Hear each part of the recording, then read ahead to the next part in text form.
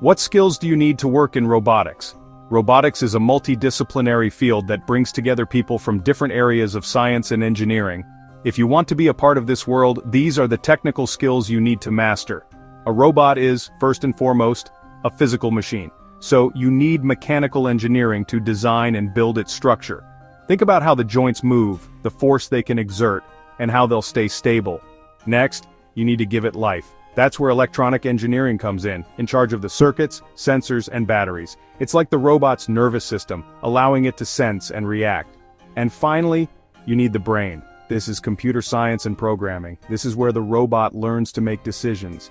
It's key that you master languages like Python or C++, and that you understand artificial intelligence and computer vision so the robot can perceive its environment and be truly intelligent.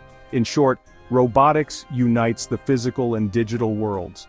If you master the mechanics for building the body, the electronics for its senses, and the programming for its brain, you'll have the fundamental skills to create and improve the robots of the future.